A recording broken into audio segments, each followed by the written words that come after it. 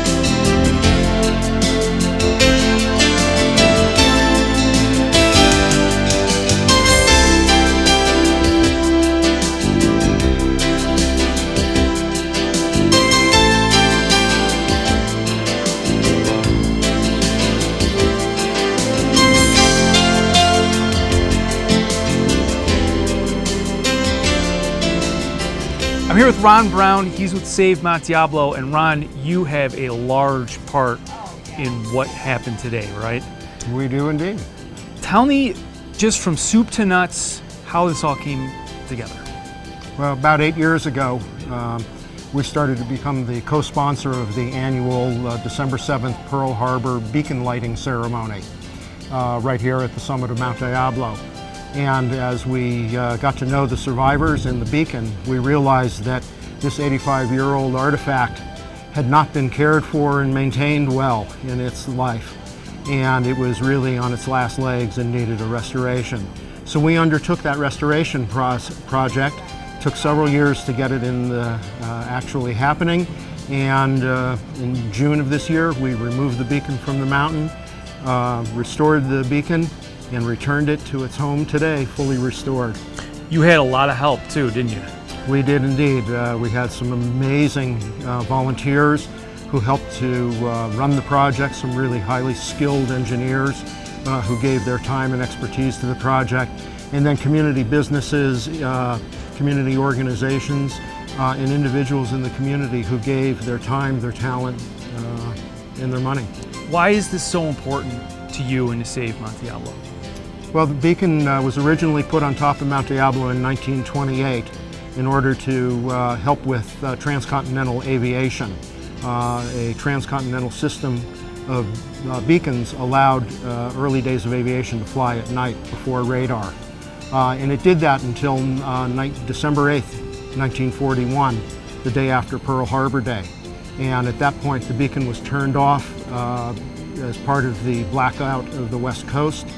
And following World War II, radar had come along, so the beacons were no longer needed for aviation, and the beacon remained dark until 1964, when the Pearl Harbor Survivors Association talked about lighting the beacon on December 7th to commemorate the events that took place in Pearl Harbor.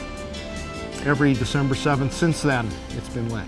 And you're not going to miss one, are you? We're not now, not for many decades to come.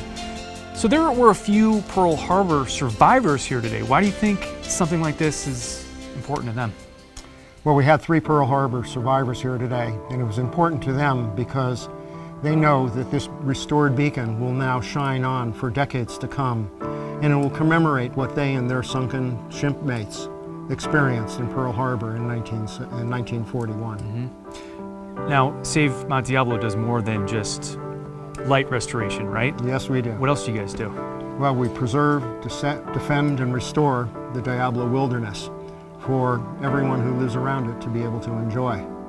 So for 43 years, we've been working to preserve land on and around Mount Diablo, to add it to the state park and regional park system, to preserve the land for the wildlife that live here, the plants that live here, and to provide a recreational playground for the growing population.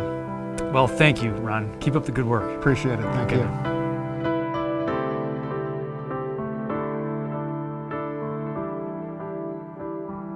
You will never understand how much this means to my fellow survivors and I.